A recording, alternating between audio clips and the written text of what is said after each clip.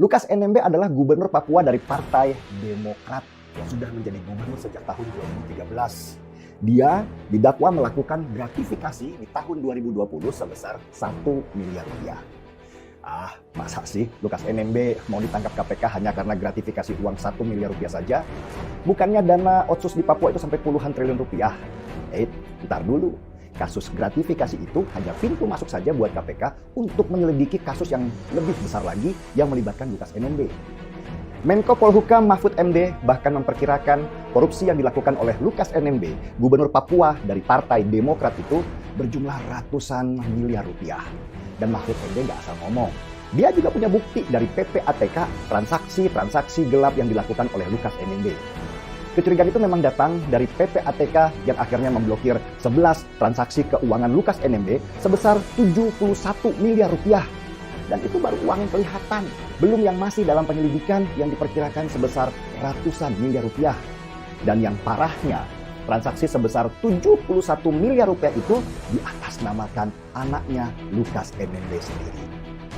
Yang mencurigakan lagi, PPATK mempunyai bukti bahwa Lukas NMB melakukan setoran tunai ke kasino judi di Singapura sebesar 500 miliar rupiah atau hampir setengah triliun rupiah. Juga ada transaksi pembelian jam tangan senilai 550 juta rupiah. Dan diduga kuat Lukas NMB melakukan money laundering atau pencucian uang terkait harta yang dikorupsinya. Lalu kenapa KPK masih belum bisa menangkap Lukas NMB kalau benar dia dicurigai korupsi dan melakukan money laundering sebesar ratusan miliar rupiah? Disinilah liciknya Lukas NMB. Dia menebar uang ke sejumlah elemen masyarakat di Papua yang selama ini menjadi pagar betisnya. Demo besar melindungi Lukas NMB terjadi di Papua dan membuat situasi di Papua itu jadi mencekam. Toko-toko tutup karena takut terjadi kerusuhan. Lukas NMB menjadikan masyarakat Papua sebagai tameng hidup untuk melindungi dirinya dari penangkapan.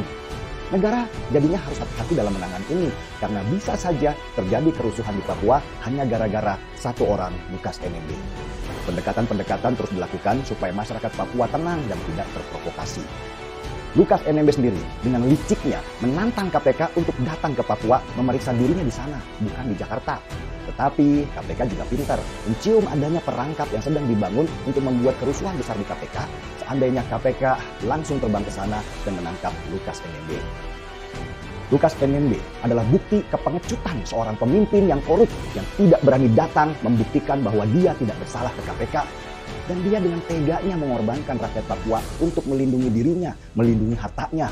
Dan sayangnya juga masih saja ada rakyat Papua yang berani menjadi tameng Lukas NMB hanya karena mereka dibayar.